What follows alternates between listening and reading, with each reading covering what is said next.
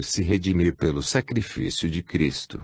O esforço da subida do As para o S deve pertencer ao ser que com o seu erro provocou a descida do S no As. Trata-se de cumprir um trabalho daquela íntima elaboração que se chama evolução, trabalho que não se pode delegar a outros, porque consiste na transformação de si mesmo. É impossível que eu me possa mudar a mim mesmo pensando com o cérebro de outro, e aprender, fazendo sofrer um outro, a lição que deve corrigir a mim, que cometi o erro. Isso é como se eu mandasse para o hospital uma outra pessoa para um tratamento necessário a curar o meu organismo. Ou então, é como se, para poder me instruir, encarregasse um outro de seguir, em meu lugar, o meu curso escolar. Acredita-se, contudo, em tais absurdos, porque tais usurpações e escapatórias agradam ao comodismo humano. Não se trata ali senão de instintivos produtos do subconsciente. Mas em tais coisas não pode acreditar quem compreendeu que a divina lei de justiça é inviolável. Pense-se apenas, qual desordem reinaria no campo moral, qual emaranhado de injustiças e qual conflito de valores se verificaria, se tais abusos fossem possíveis sem uma proporcionada reação corretiva por parte da lei, encarregada de restabelecer a ordem e a justiça, castigando o culpado. Não obstante isto, o cristianismo apresenta-nos um Deus inocente que desce na terra para pagar os pecados dos homens. Ora, esta é uma contabilidade que não resiste à exata justiça da lei de Deus. O cristianismo reconheceu no homem uma culpa de origem e a necessidade de um pagamento desta dívida à justiça divina. Como procuramos demonstrar em outros de nossos volumes, é isso que corresponde à verdade. De fato, cada um pagará a sua própria dívida mediante o esforço evolutivo. O que não se sustenta perante a justiça da lei é a ideia propugnada pelo cristianismo segundo a qual o pagamento das dívidas possa ser feito por um outro, que não tem obrigação alguma de fazê-lo, porque inocente, a favor de quem não é inocente. Há ainda um outro fato que não corresponde àquela justiça e que consiste na desproporção entre o preço pago e a culpa cometida. Cristo com menos de 24 horas de martírio teria pago as culpas de bilhões de homens, quem sabe por quantos milênios, incluídos os futuros. Objeta-se que se trata da dor de um Deus. Ora, antes de tudo, pode ser esse Deus submetido à dor, se esta é só uma qualidade do As, isto é, de um estado corrompido do esse. E admissível que Deus se reduza a tal estado de corrupção. Além disso, é lícito perguntar-nos, se porque a dor de um Deus deveria valer mais do que a dor de um homem, como se este, quando sofre, sofresse menos de quanto poderia um Deus. Parecer-nos-ia então, mais lógico e mais justo, que, para pagar as culpas de bilhões de homens por tantos milênios, fosse necessária a dor de bilhões de homens por outros tantos milênios. Só assim as contas encaixam porque o pagamento é proporcionado à culpa e o esforço para regressar ao S cumpre a cada ser, assim como pesa sobre cada um a culpa de sua queda no As. Pode-se imaginar qual desordem se instauraria na justa moral da lei, na falsa hipótese da súbita extinção de uma tal dívida, perante um ganho não justificado mediante um esforço proporcional, qual caos se verificaria, na série dos fenômenos, todos orientados num progressivo sentido evolutivo. Se fosse dado um instantâneo enorme salto em direção ao S, isso violaria a necessária gradatividade da ascensão. E se o escopo da evolução há de ser visto na reconstituição de todas as qualidades perdidas, um salto tão brusco pelo fato de suprimir uma considerável etapa do caminho evolutivo, levaria, de vez, às portas do S seres que não estariam de modo algum reconstituídos, isto é, não seriam suficientemente evoluídos, e portanto, imaturos para nele ingressar. Compreende-se então porque esta ideia de redenção gratuitamente concedida por Deus a seres que não a mereceram e que não têm nenhuma intenção de ganhá-la, por ser prodigalizada às custas do inocente, demanda um certo grau de inconsciência e de egoísmo para ser aceita. Tal modo de conceber a redenção é tipicamente antropomórfico e reflete a forma mental própria das criaturas do As. Estas podem pensar aquilo que mais lhes agrade. Mas isto não afeta em nada a lei, que continua a funcionar conforme a justiça de Deus.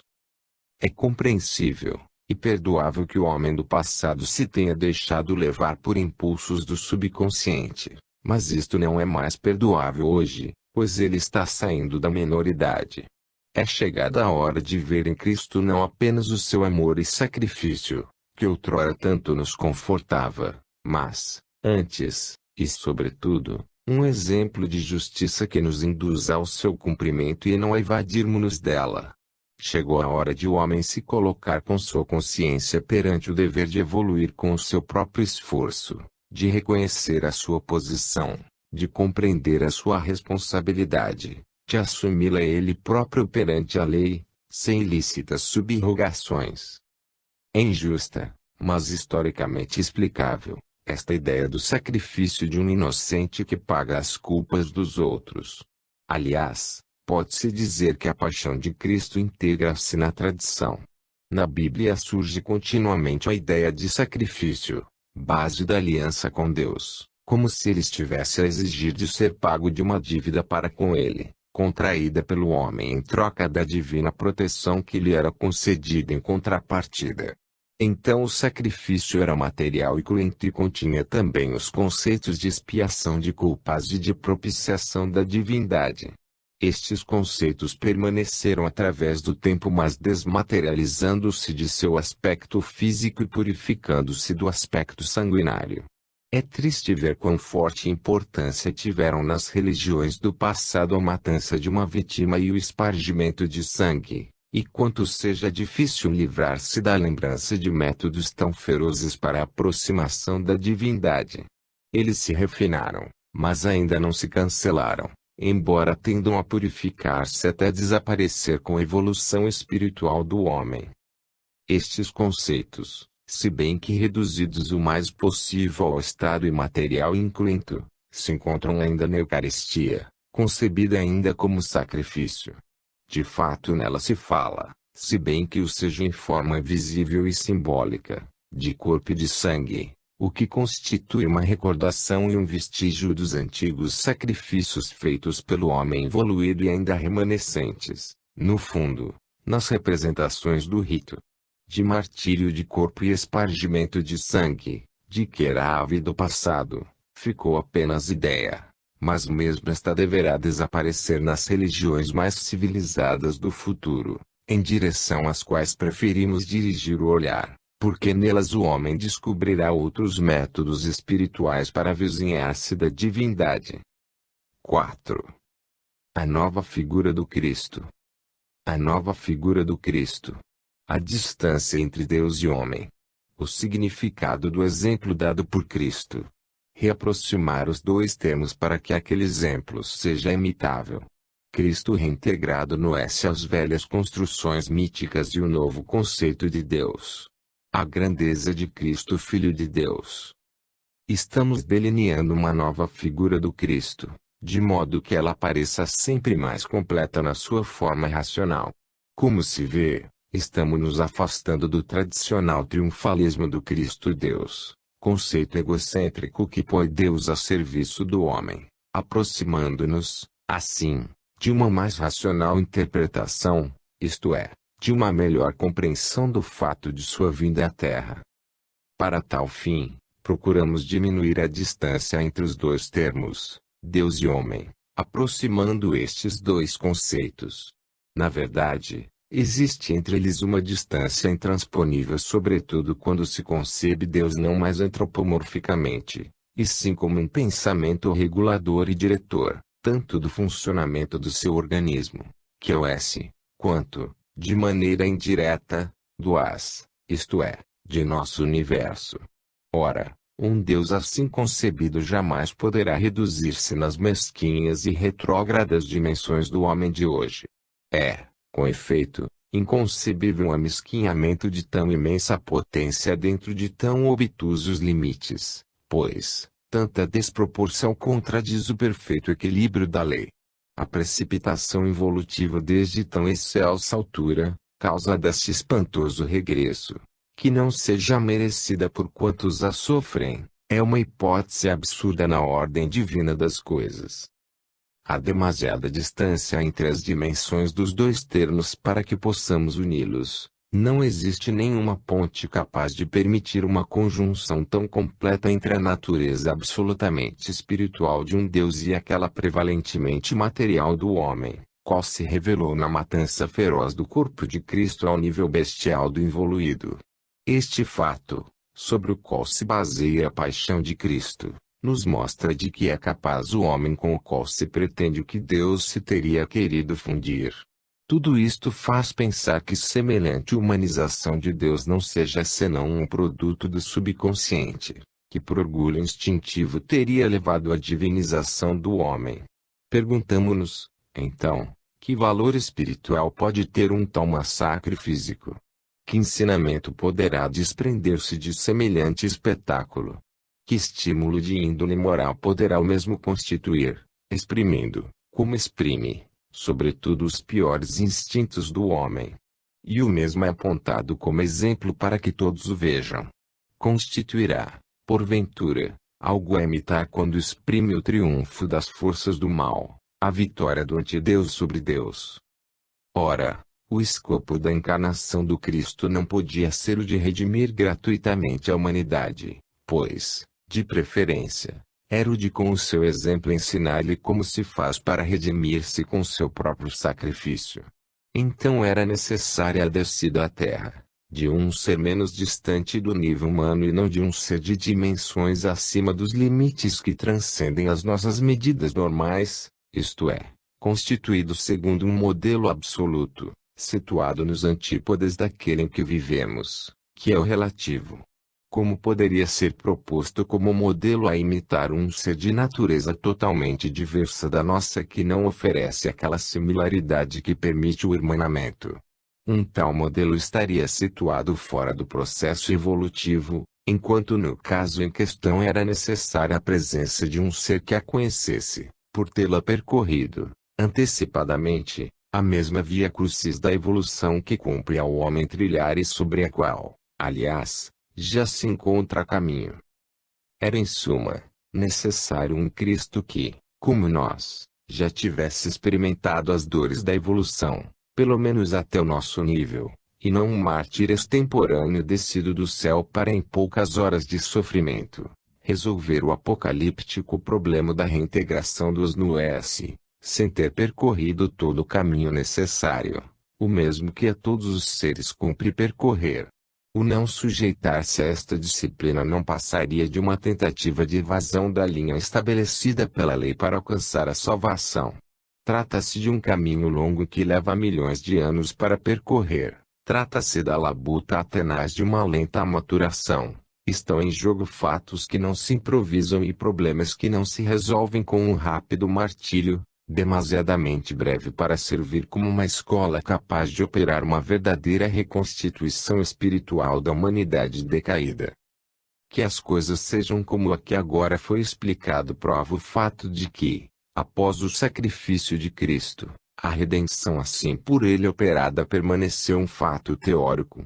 Com efeito, salvo algum lento melhoramento devido à evolução, o qual não significa a redenção, a humanidade continua sendo substancialmente a mesma de antes. Aconteceu, pois, que de fato o sacrifício de Cristo deixou intacta, como devia, a lentidão do processo evolutivo, sem perturbar a ordem fixada pela lei de Deus. Nem o resultado podia ser outro, porque aquela lei não comportaria uma violação tal qual se teria dado se mediante um súbito salto para frente fosse suprimida aquela lenta, mas profunda, elaboração que toda verdadeira redenção implica e exige. Eis então que o exemplo que Cristo nos deu há de ter outro significado, devendo representar algo de mais próximo ao homem, implicando, por exemplo, o conhecimento de seus problemas, por ter-se Cristo encontrado em suas mesmas condições, por ter experimentado as provas do hás. Somente assim reaproximados, pondo nas bases uma tal similaridade de condições, É possível entre Cristo e o homem um verdadeiro irmanamento mediante a mais profunda compreensão por parte deste último. Só desse modo Cristo pode tornar-se um dos nossos, um mestre que pode ensinar-nos, porque ele próprio fez aquilo que aponta a nós como fatível e que um Deus jamais poderia ter feito nem tensionado fazer. Eis como delinear-se uma nova figura do Cristo, mais harmonizável com os fatos e com a lógica dos mesmos conforme a lei de Deus. A paixão de Cristo não é um fato fora da lei, pois constitui para ele a última fase, conclusiva de um normal e longo processo de maturação evolutiva. Assim tudo fica dentro da ordem, e da logicidade da lei. Deste modo aquela paixão não poderia confundir-se com uma improvisação sem antecedentes preparatórios, mas seria, de preferência, comparável ao último anel de uma cadeia, o momento decisivo do definitivo passo para frente, o mesmo que lança o C para fora do as, para fazê-lo reentrar no S, como coroamento de um precedente e imenso trabalho de maturação que alcançou o seu cumprimento. Assim tudo e conforme a lei se compreende.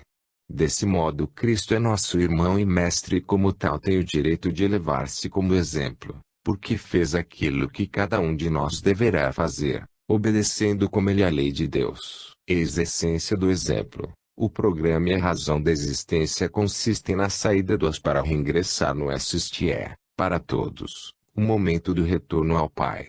Cristo viveu este momento e nos mostrou como isso se cumpre. Ele chegou primeiro. Nós chegaremos depois, cada um no seu tempo. Não há outra coisa a fazer senão segui-lo. Ele colocou-se à frente na marcha da evolução.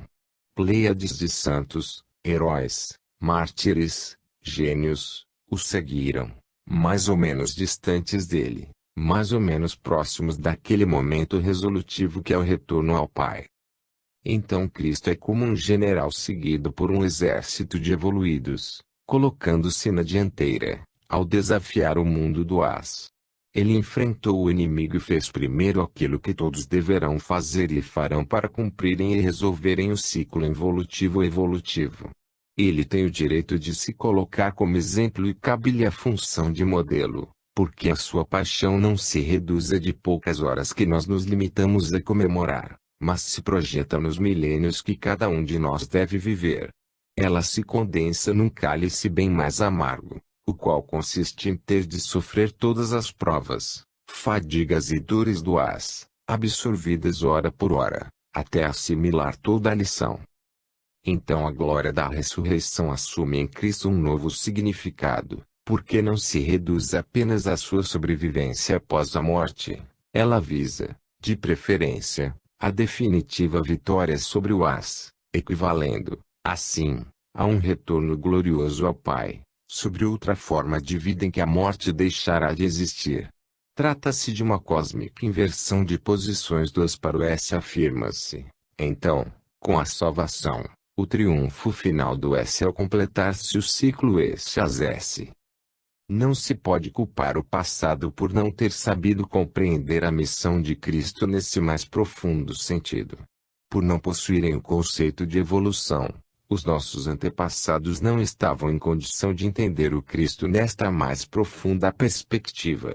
Graças a tal conceito, nos é dado compreender Cristo até sem recorrer a incompreensíveis mistérios impostos. Por isso, em nome de um mal-entendido conceito de fé, apresentada, porém, sob esta nova luz, a realidade do Cristo deixa de ser encarada sob a exclusiva perspectiva de uma religião para assumir todos os caracteres da universalidade, comprováveis por leis biológicas positivas.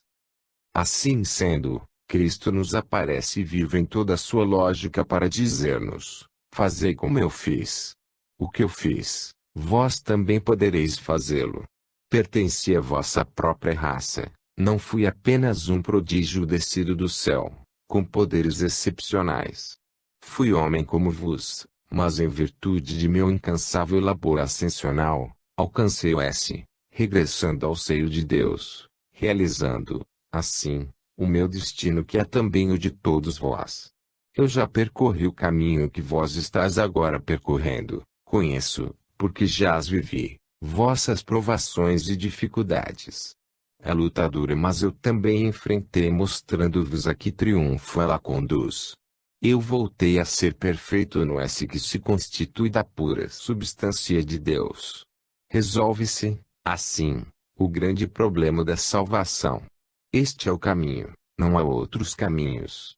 Com o último feito da paixão paguei a derradeira parcela à justiça da lei, ergui-me do as no S, como no final deverá acontecer com cada um de vós. Assim Cristo se avizinha de nós muito mais. Ele viveu a nossa mesma realidade biológica e soube superá-la, já experimentou as nossas fadigas, por isso, as compreende. Ele foi nosso companheiro em nossa mesma labuta e fez deveras aquilo que cumpre a nós fazer ainda. Não foi só uma mera representação simbólica. Por intermédio de sua vida terrena, coroamento de muitas vidas de preparação, realiza Cristo com plenitude, sua redenção ressurgindo totalmente liberto e regressando ao Pai. Aquela paixão se explica como o último degrau de uma imensa escalada, como o último ato de um drama cósmico, o mesmo que coenvolve a humanidade de todos os tempos. Na paixão de Cristo temos dois momentos culminantes, o primeiro, negativo, e a sua morte na cruz, ou seja, a última vitória do as sobre um ser que ao mesmo se subtrai, concedendo esta vitória aos para liquidar a última parcela de sua devida justiça da lei. O segundo momento, positivo, consiste na ressurreição aos céus, isto é, na plena vitória sobre o as, por parte de um ser que ao mesmo se subtrai, para reingressar definitivamente no S. O reviramento da pedra sepulcral significa a libertação do espírito e a sua vitória sobre a matéria, representando assim a converso das no S. Com isso, Cristo nos ensina que a meta última da vida está no céu e não no mundo, que apenas foi utilizado como meio para aquele fim, isto é, como uma escola e um itinerário para voltar a Deus. Cristo nos ensina que estamos percorrendo uma grande estrada e que a salvação está no avançar. A redenção consiste na evolução, isto é, a transformação da nossa natureza de tipos na de tipo S. Assim concebido, Cristo se nos apresenta como algo bem mais imitável por ter percorrido a nossa mesma estrada. Ele não representa um caso isolado, imensamente distante do nosso. Não se poderia propor como exemplo quem não fosse semelhante se apresentasse em condições totalmente diferentes. Insistimos sobre este assunto, porque é importante compreendê-lo. A tradicional interpretação da descida do Cristo tem o sabor de uma mirabolante construção mítica apta a alimentar a fantasia, mas alheia à realidade porque pouco se condiz com a faculdade que nos permite compreender o funcionamento de todas as coisas. Isto torna incompreensível o problema daquela descida, coisa esta contraproducente no terreno das convicções, porque quando não se pode demonstrar torna-se necessário recorrer ao mistério e depois ao método da imposição pela fé, o que não convence. A realidade, pelo contrário, mostra-nos a presença de uma lei que, constante e inviolável, mantém a ordem em todo o tempo e lugar. Além disso, a realidade oferece-nos um conceito de Deus diverso do Deus pessoal, o qual parece mais uma nossa criação antropomórfica, como resultado de uma deificação do biotipo humano. É, em suma, um conceito que se alcança tomando como ponto de partida e de confronto o homem e não o universo. Trata-se de uma criação de tipo mítico, produto da mesma forma mental dos pagãos. A nosso ver, Deus é o todo e ao mesmo tempo é a mente que dirige seu funcionamento e portanto algo que transcende todas as nossas dimensões terrenas. Deste todo, o organismo humano não representa senão uma parte infinitésima. Por isso ela, que é limitadíssima, nunca poderá conter aquele todo, pois o que é finito não pode conter o infinito, assim como num átomo não pode caber o sistema solar, nem faz sentido impô-lo por fé. Em lugar disso nós precisamos de um Deus que sirva para todas as criaturas do universo e não só para o homem. Ora, no seio da ordem do todo é difícil imaginar que revolução haveria com a descida desse Deus, Ou seja, é difícil admitir que o ser máximo do organismo do todo possa assumir a forma de um de seus mínimos elementos. Este conceito era aceitável quando o homem, no seu orgulho, se julgava o centro do universo e o único escopo da criação. Mas hoje já se começou a compreender que, se existem seres pensantes espalhados nos infinitos planetas do universo, eles, também, estão sujeitos à mesma lei da evolução. Logo, o fim da criação não é somente o homem, e torna-se lícito perguntar a nós mesmos quantos bilhões de vezes deveria encarnar-se o Filho de Deus para redimi-los todas. E além disso, como é possível uma descida involutiva tão grande a ponto de conseguir cobrir a distância que separa Deus do homem? Será que não nos damos conta do intransponível abismo que os separa e da impossibilidade de fundi-los num único ser? Perante a férrea disciplina da lei, necessária a regular o funcionamento do todo, semelhante hipótese da descida de um Deus acarretaria um deslocamento catastrófico, uma espécie de atentado anárquico, quando apontado como exemplo e exaltação aos olhos do homem.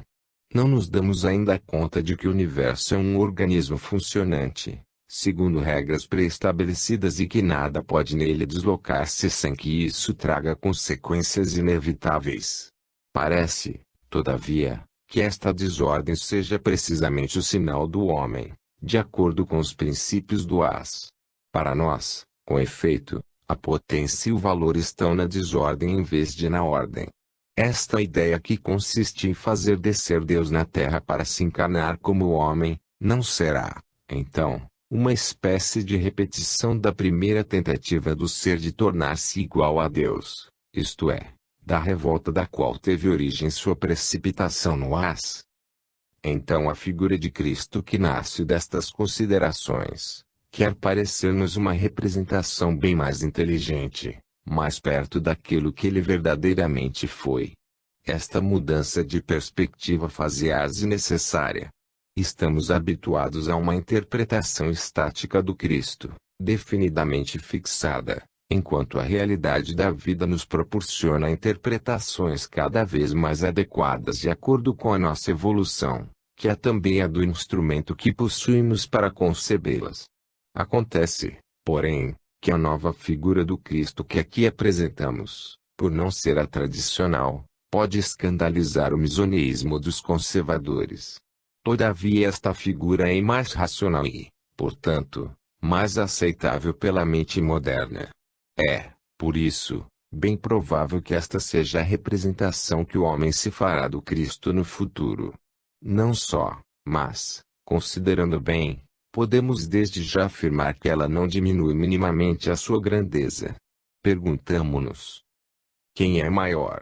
Quem tem o conhecimento por não ter perdido, ou quem, tendo perdido, soube empreender o trabalho de reconquistá-lo? Quem é maior?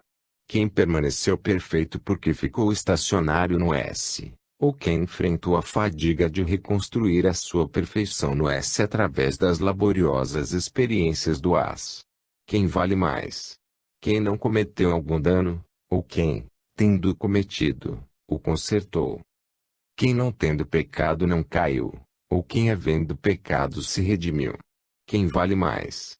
Quem conhece apenas as vias do bem permanecendo na posição originária, ou quem, além das vias do bem, conheceu também as do mal, e, em vez de permanecer estacionário no S, percorreu todo o ciclo S às S e soube reintegrar-se na sua posição de origem? Os dois tipos são igualmente grandes, se bem que em posições e por razões diversas.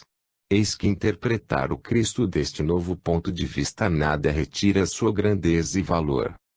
Tratemos, agora, de esclarecer outra questão contra esta interpretação. Pode-se objetar que ela nega ao Cristo a sua maior qualidade, que é a de ser Filho de Deus. Entretanto, nós não negamos que Cristo seja o Filho de Deus. De fato, como já explicamos nos antecedentes volumes, todos os seres nascidos da primeira criação, o S, eram filhos de Deus, feitos de sua mesma substância. Somos todos, portanto, como Cristo, filhos de Deus. Apenas, Ocorreu que esta inalienável qualidade ofuscou-se, sem, contudo, destruir-se nos que se precipitaram no haz, tanto assim que constitui tarefa da evolução reconduzi-la à sua pureza original. Nós não negamos, mas com maior decisão afirmamos que Cristo é verdadeiramente o Filho de Deus, porque da sua paixão e morte, ele foi reintegrado no na posição em que ele havia sido gerado e a qual, em virtude de sua natureza, fez jus. O fato de ter regressado o qualifica agora sem restrições como filho, isto é, como o terceiro aspecto da divindade, o ser criado. Eis portanto que Cristo permanece Filho de Deus, desde a sua primeira origem, como é atualmente, pois, dessa forma, ele está igualmente situado no como parte integrante do mesmo. O ter atravessado o em vez de ter diretamente descido dos céus, não impediu a Cristo de ter nascido como Filho de Deus, nem de tornar, como tal, ao seio do Pai, exatamente na posição de origem. E nós todos somos destinados a regressar àquela posição, os mais sábios e maduros, primeiro, e os outros depois, cabendo aos primeiros mais avançados e gloriosos mostrar o caminho a seguir, aos que ficaram atrás, assim como Cristo fez. O nosso escopo não é demolir. Queremos apenas compreender melhor o Cristo, penetrando até a verdade que se esconde atrás da lenda.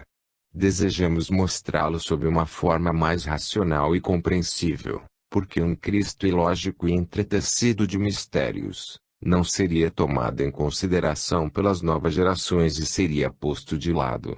Nós queremos, pelo contrário, que ele permaneça vivo entre elas. E para que isto suceda, sabemos que antes de mais nada, é necessário explicar tudo com clareza e sinceridade. 5. O choque entre sistema e antissistema. A paixão almejada, porque uma conta a pagar à justiça do Pai. O regresso do ser a Deus. A recusa de Cristo de ser rei. Judas, Anás, Caifás, o Sinédrio, Herodes, Pilatos, a multidão, Barrabás, Cristo. A morte. Observemos mais de perto o comportamento de Cristo para melhor compreender o significado da sua paixão. Parece que ele se tenha querido expor a todo custo, porque enquanto provocava a ira dos seus inimigos, dizendo-lhes sem rodeios as mais escaldantes verdades, depois de ter, dessa forma, desencadeado a guerra, não preparou nada para levá-la avante, ou pelo menos, defender-se. Com isto Cristo nos fez ver quanto seja perigoso na terra dizer a verdade, quando, depois de termos nos engajados na batalha, não permaneçamos suficientemente armados para sustentá-la e vencê-la. Dizer a verdade, então, é um luxo reservado aos fortes e negado aos fracos. E Cristo, depois de se ter colocado em posição tão perigosa, abandonou-se nas mãos dos seus inimigos, que outra coisa não desejavam para assim liquidá-lo.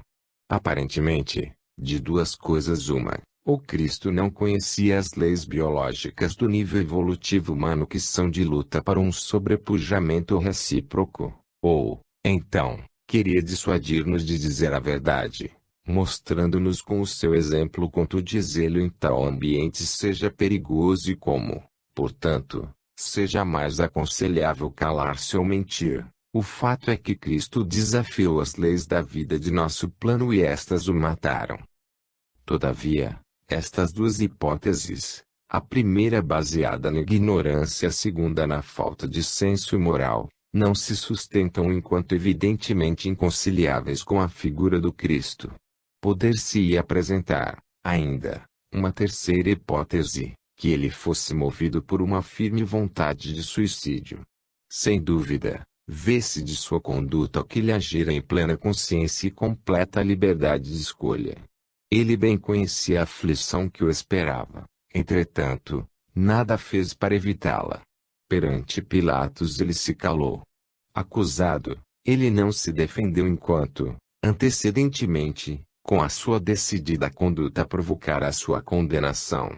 Com efeito, entregou-se sem reagir aos soldados que o prenderam e proibiu a Pedro de defendê-lo. Estes fatos pareceriam confirmar uma vontade de suicídio, deduzível do fato de ter assumido posições que ele sabia perigosíssimas. Entretanto, poder-se-ia dizer que Cristo atirou sobre si mesmo seu martírio, quase o tenha procurado, e tenha sido ele próprio o primeiro a querê-lo. Então, se Cristo o quis, isto significa que aquele martírio tinha sido para ele uma importância decisiva que o justifica, anulando assim a hipótese do suicídio.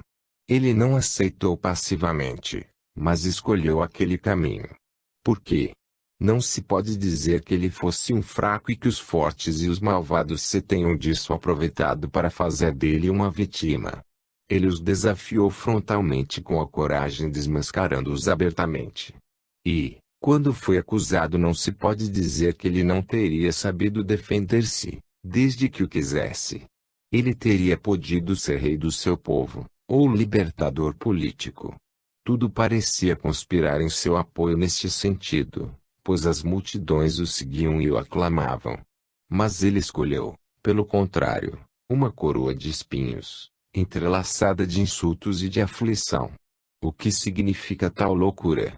Ou melhor, como podia ser louco um homem que deu provas de tanta sapiência? Cristo, completamente rebelde à vontade do mundo, constantemente se refere, pelo contrário, à vontade do Pai, e a esta se submete com extrema decisão. Deste lado havia algo a que o Cristo estava vinculado e que o impelia para a cruz. Era este o impulso, que o empurrava para aquela direção. Ele não era um inconsciente, ignaro do fim ao qual ia sendo levado, e no entanto não parava. Há na conduta de Cristo algo misterioso, um motivo recôndito que devemos descobrir e que não é daqueles que comumente movem os homens. A primeira coisa que salta aos olhos de um atento observador de Cristo homem é a sua coragem viril, sua revolucionária potência inovadora, sua capacidade de arrastar as massas. Ele se comporta como rei que, consciente das consequências, desafia os poderosos desse nível, tanto no campo religioso como no político, e deve como rei ser tratado mesmo quando se faça isso pelo avesso, com uma coroa de espinhos e sobre a cruz com os dizeres, Rei dos Judeus. Até Satanás o trata como rei, oferecendo-lhe um reino, e Cristo repele como tentador. Cristo não se deixa levar até a paixão por inércia. Ele não é dominado pelas circunstâncias adversas, parece, pelo contrário, que as conhece e as secunda como se soubesse que o assalto das forças do mal o leva à realização de seus próprios uns. Cristo obedece ao Pai, mas nisso é como se comandasse, porque obedece a si mesmo, pelo fato de que a sua vontade coincide com a do Pai. Os poderosos da terra que querem matar o Cristo ficam assim logrados por um mal-entendido, porque em vez de fazerem seu próprio jogo, acabam por fazer o de seu inimigo, Cristo, que os utiliza assim para alcançar seus próprios escopos, para eles totalmente desconhecidos. Temos aqui um exemplo da utilização das forças do mal postas a serviço das forças do bem. Trata-se aqui de um caso cuja negatividade acaba se tornando um instrumento das forças positivas no seu trabalho de reconstrução. Postos, então, de lado os sujeitos humanos que contribuíram, quais pobres inconscientes, para o desenrolar-se de forças por eles desconhecidas da paixão de Cristo, não resta como causa de tudo senão a vontade do Pai, da qual Cristo havia feito sua própria vontade. O Pai não obriga de modo nenhum, mas é Cristo que tem consciência da necessidade de obedecer-lhe. É o próprio Cristo que, perante a ordem estabelecida pela lei, reconhece a absoluta necessidade de seu sacrifício e o cumpre com conhecimento de causa. Assim, de um lado, permanece firme um princípio de ordem, do outro emerge a necessidade de um sacrifício. Havia, pois, uma conta entre os dois, e Cristo devia pagá-la à justiça do Pai. Era, então, esta que exigia tal pagamento e cumpria ao Cristo efetuá-lo, cônscio de seu dever. Qual era então a dívida que Cristo devia pagar à lei? disse que sejam os pecados dos homens que Cristo endossava, deixando só eles a tarefa de cometê-los. Mas se o pagamento de Cristo era efetuado para cumprir um ato de justiça perante a lei, como é possível que o mesmo redundasse num ato de injustiça a qual de pagar, com seu próprio sofrimento, as culpas dos outros? Assim sendo, o Pai, por aquele seu princípio de justiça, deveria ter exigido pagamento por parte dos homens, porque as culpas eram deles e não de Cristo. Como, ao contrário, exatamente para aplicar o seu princípio de justiça, o Pai exigiria que aquelas culpas fossem pagas por um outro que é um inocente. Como pode Deus contradizer-se até este ponto? Num regime de ordem não é lícito nem o amor sobrepor-se à justiça para violar aquela ordem. Em tal caso não se trata mais de amor, mas de anarquia, rebelião e desordem, de tipo as. Uma tentativa de salvar Cristo do martírio não vem do Pai, que até chega ao ponto de o abandonar no momento do martírio quando estava na cruz. Uma tentativa dessas não vem do Pai, amigo, mas de Satanás, inimigo.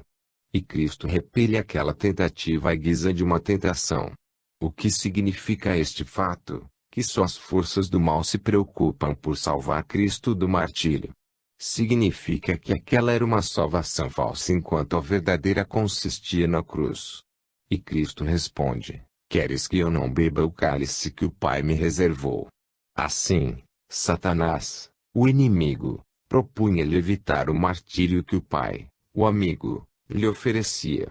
Portanto, a salvação de Cristo estava na paixão. Aquela paixão significa um choque entre as e as, entre a positividade do primeiro, Deus, que quer superar e vencer a negatividade do segundo, anti-Deus. Mas o choque se dá em pleno as, isto é, a nível de negatividade, lá onde esta é forte, bem plantada em sua própria casa. Isto explica por que a paixão de Cristo no plano humano, isto é, a nível de as, foi massacre bestial. E ainda se explica como, logo depois de termos saído do campo de negatividade do as para ingressar no de positividade do S, aquela mesma paixão se torna a gloriosa apoteose. A paixão de Cristo é, então, devida a um último assalto do as contra um elemento que lhe foge para reingressar no S, ao mesmo tempo em que constitui a libertação deste ser em relação ao as. Assim como seu triunfo no S, esta é a razão da estraciante crucificação, assim como da glória da ressurreição. A primeira representa o método próprio das que se acirra contra o homem que está para retornar purificado ao seio de Deus. Mas a zona de domínio do as está delimitada e logo que Cristo lhe ultrapasse os confins, aquele as perde todo o poder sobre ele. Neste momento Cristo volta a ser cidadão do S, como ser de um universo de outro tipo. Eis que a paixão de Cristo nos mostra o maior fenômeno da existência que tenha sido experimentalmente vivido, o da superação evolutiva do as e da evasão do mesmo para reingressar, vitorioso, no S. O fenômeno é bilateral, pois interessa simultaneamente ao as e ao S, enquanto se realiza, ao negativo no primeiro e ao positivo no segundo. Cristo alcançava uma posição de avançadíssimo nível biológico, que nós todos deveremos atingir. Assim ele nos pôde mostrar a técnica de realização da passagem dos mais altos planos do as para o S. E eis qual é o significado da paixão de Cristo, o do retorno do ser a Deus, depois de ter percorrido todo o ciclo involução-evolução. Com tal perspectiva, podia o Cristo recusar-se à paixão, quando sabia que com ela caminhava não para a morte, mas a uma vida bem mais esplendorosa. Então Cristo é um elemento de nosso tipo as, mas tão avançado no caminho que todos percorremos, a ponto de superar o nosso mundo e poder assim reingressar no S. Com isso ele nos mostra aquilo que todos nós, cedo ou mais tarde, deveremos fazer.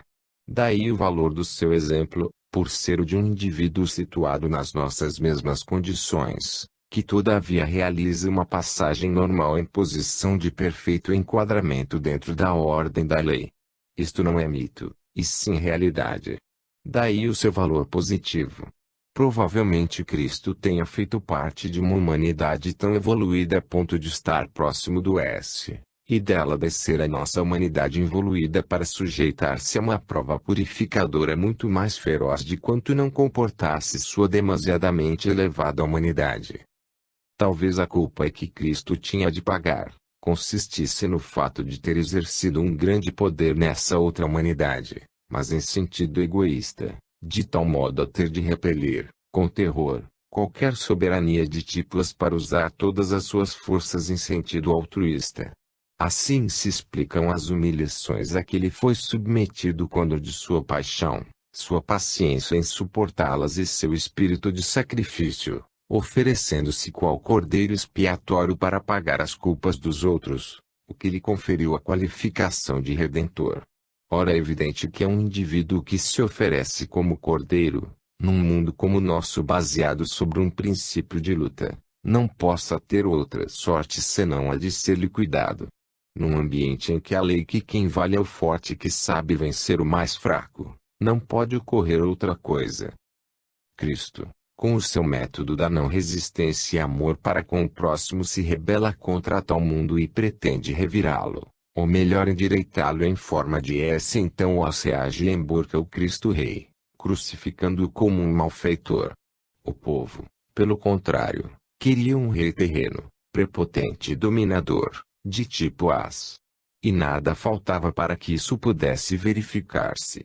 Bem poderia isso ter se realizado no dia do ingresso triunfal de Cristo em Jerusalém, quando ele estava no meio da multidão que o aclamava. Mas ele recusou-se a ser um Messias nacional de tipo político, preferindo ser um Messias universal de tipo espiritual. O reino que ele queria realizar não era deste mundo. Então o povo, quando se viu desiludido, repeliu Cristo que pouco antes havia aclamado. Também Satanás oferece a Cristo seu reino e Cristo não aceitou. Temos aqui duas vontades e dois tipos de domínio opostos e Cristo estava no meio da luta, entre ambos, entre o As que queria vencer o S, e o S que queria vencer o As. Compreende-se, daí, o alcance apocalíptico do ato de Cristo. Seu exemplo nos transfere de relances dentro do maior fenômeno do universo, o da evolução, para ensinar-nos que o verdadeiro escopo da vida não consiste em gozar dos frutos do As a não ser como um meio para alcançar sua verdadeira meta, que equivale a fugir daquele As, mediante uma contra-revolta que se endireita no S. Cristo quis imprimir um sentido escatológico à fadiga de enfrentar a labuta de nosso caminho evolutivo no tempo, apontando-nos um outro e bem mais alto aspecto da vida e um seu mais profundo significado, consistente na supremacia do espírito sobre a matéria, proposta como ressurreição final do existir. De tudo isto o mundo de então nada compreendeu. Este viu em Cristo um rei vencido e como tal desprezou. Cristo, personificando o ideal do S, emburcava o modelo do As. Entre os cálculos que o mundo fazia para os seus interesses e o grande discurso que Cristo entabulava com o Pai, não havia ponte de comunicação, nem possibilidade de entendimento. De um lado as paixões humanas, de outro a lei. O jogo é entre estas duas psicologias demasiado diversas. Cada qual age a seu modo, com sua respectiva forma mental. Neste choque entre as e S vemos os dois métodos, um ao lado do outro, que se mostram mais evidentes no momento da transição das ao S, que se verifica na hora da paixão de Cristo. São dois mundos, dois modos de existir que naquele momento se tocam. Astúcia, mentira, prepotência, injustiça, ignorância e ferocidade de um lado, sinceridade retilínea, bondade, justiça, sabedoria, amor, do outro lado. Naquela hora da paixão pôde-se ver como age o cidadão do As e o que o homem é capaz de fazer. Poderia, porventura, se imaginar mais cruel maltrato para um injusto. Atraiçoado com um beijo, vendido ao preço de um escravo, tratado como malfeitor, abandonado pelos discípulos, insultado, torturado, morto. Tudo isso por ter pregado bondade e justiça e não ter praticado senão o bem. Vê-se nisto a volúpia do As, de destruir tudo o que é esse, sobretudo quando este ousa penetrar no seu reino. Uas acirrou-se contra Cristo com pressa febril, porque sabia que os momentos em que a vítima deveria ficar prisioneira no campo do As, estavam contados, depois dos quais a mesma ter-lhe-ia escapado para sempre. Mas mesmo Cristo sabe e permite que as forças do mal desabafem e cumpram a sua função purificadora, para que em tudo se realize a vontade da lei. Tudo é previsto, pré-ordenado, medido. Assim os permanece sempre servo do S, encarregado de cumprir a função que o S lhe faz executar e não mais. Pobre As, construído de cabeça para baixo, não pode funcionar senão para obter resultados opostos aos que desejaria. E o emburcamento de que ele nasceu o constrangerá a agir em tal sentido, até ser destruído pelas suas próprias mãos para a maior glória de Deus. Com o enforcamento de Judas Oas nos faz ver como ele recompensa os seus sequazes. Os métodos do As se revelam no modo de comportar-se do sumo sacerdote Caifás, do sogro Anás, do Sinédrio, de Pilatos, da multidão dos saduceus e dos fariseus que assistem ao julgamento, de Herodes etc. Mas, perante este bando de indignos, conquanto evidencia o comportamento de Cristo em cada momento de sua passagem sobre a terra dá testemunho com a palavra e com a ação, dos métodos que caracterizam-os se todavia, que podiam entender aqueles homens. Assim Cristo foi tratado como um louco. E quando ele explicou a Pilatos que o seu reino não era deste mundo e que ele tinha vindo para testemunhar a verdade, Pilatos soube apenas, distraidamente, perguntar-lhe o que seria isso, o que induziu Cristo a nem sequer perder tempo em responder-lhe, tão longe estava Pilatos de poder compreender. Tampouco Cristo responde a Herodes, tão enfatuado estava este de magia e de prodígios. Cristo mantém-se sempre acima desta algazarra humana. Não perde tempo em defender-se. Isto não o interessa.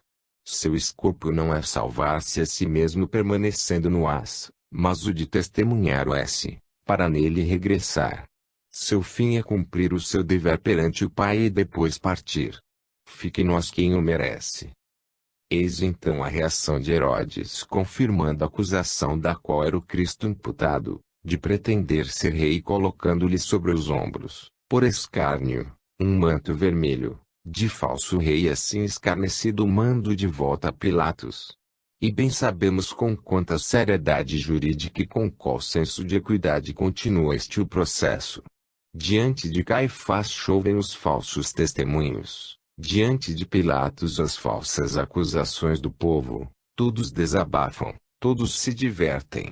E ao mesmo tempo os primeiros se eximem de qualquer responsabilidade. As diversas autoridades preocupam-se por defender seus cargos e suas respectivas carreiras. A proposta de libertar Barrabás é uma ignóbil escapatória, assim como a flagelação oferecida como alternativa em lugar da pena de morte.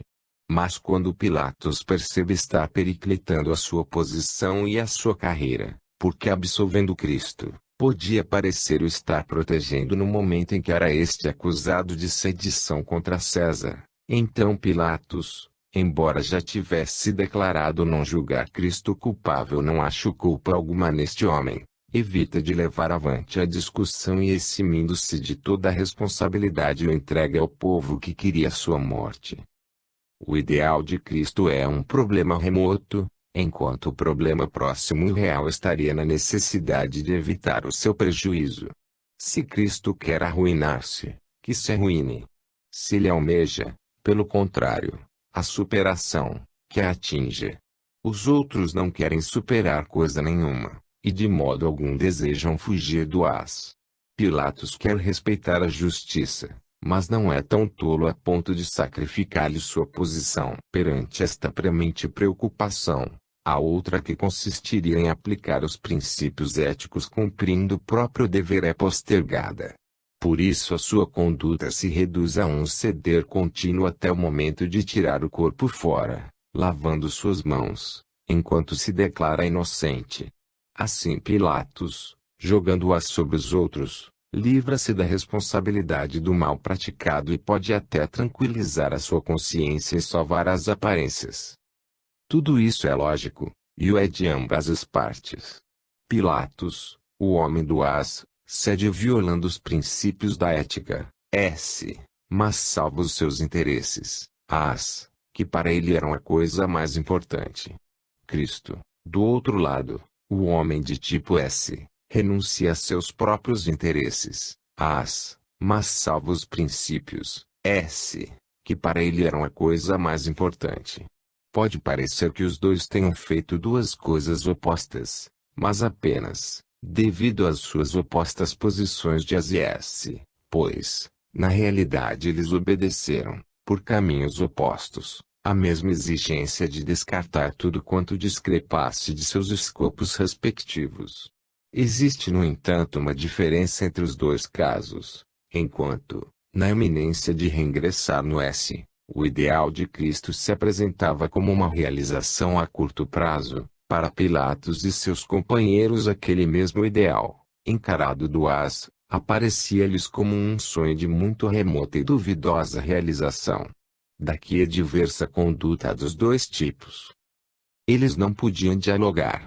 Cristo dizia que o seu reino não era deste mundo e que ele havia nascido para testemunhar a verdade. Mas para Pilatos a verdade era apenas um problema de disquisições acadêmicas, de sofismas, de bizantinismos que não levam a nada. Como poderia ele entender o Cristo? Nem mesmo sobre o conceito de justiça podia haver entendimento comum entre os dois. Para Pilatos ela correspondia a uma formulação positiva, eu diria inflexível, como era a forma mental dos romanos, para quem a justiça era uma regulamentação codificada em leis específicas, com efeitos concretos, de realização imediata, era um fato limitado dentro das dimensões humanas. Para Pilatos a justiça de Cristo era um ideal longínquo, uma coisa vaga e incontrolável, um princípio que abstraía da realidade da vida, e no qual, portanto, não se pode confiar. Para Cristo, que conhecia a lei de Deus, sua justiça era uma realidade em ato, uma coisa próxima, um princípio que ele via funcionar, no qual portanto é possível e útil confiar. Mas não podiam pensar assim os outros que, pelo contrário, estavam longe do S, situados no as. Compreende-se Pilatos quando se leva em conta o fato de que ele tinha de resolver o problema imediato deste mundo, perante o povo dos hebreus e perante Roma do imperador Tibério a quem devia prestar contas, enquanto Cristo vivia com a mente fixada em problemas remotos de um outro mundo perante o Pai e a lei de Deus. O próprio conceito de autoridade diverge nos dois casos. Para Pilatos e para o mundo a autoridade é o Estado, o chefe, o grupo que detém a força, faz as leis e impõe a ordem social. Para Cristo esta é uma autoridade secundária, enquanto a verdadeira, a que comanda realmente, é a autoridade da lei de Deus, a qual todos estão igualmente sujeitos e que se serve daquela autoridade humana como de um instrumento. Quando Pilatos diz a Cristo, não sabes que eu tenho o poder de te libertar ou de te crucificar? Cristo lhe responde, não teria sobre mim nenhum poder se não fosse dado pelo alto. Está aqui claramente definida a posição subordinada do poder humano perante o poder de Deus. Para compreender a paixão de Cristo é necessário enxergar este jogo escondido, que está no fundo do fenômeno. É necessário entender esta sua realização, dado que estamos aqui perto do S, em função da lei do Pai, antes que em função das leis humanas, que, pelo contrário, estão ligadas ao as. Esta posição de espera e de regresso ao S é claramente expressa pelas palavras de S. Francisco, tão grande é o bem que me espera que cada pena me causa deleite. Temos sempre o mesmo reviramento. Primeiro entre as acontecido com a queda, e agora com a nova subida, o emborcamento dos em S, isto é, o seu endireitamento. No momento da paixão de Cristo, quando as parece alcançar o máximo grau, de fato ele perde, porque sua vítima está prestes a fugir-lhe, e quando simultaneamente, o S parece perder, paralisado por aquela destruição, então ele vence, porque em pouco tempo a vítima estará para sempre fora do as, no S. Na sua ordem, a lei deixa as forças do mal esgotarem todo o impulso da sua potência, até o ponto em que Cristo grita, Eli, Eli, lema sabachthani. Deus,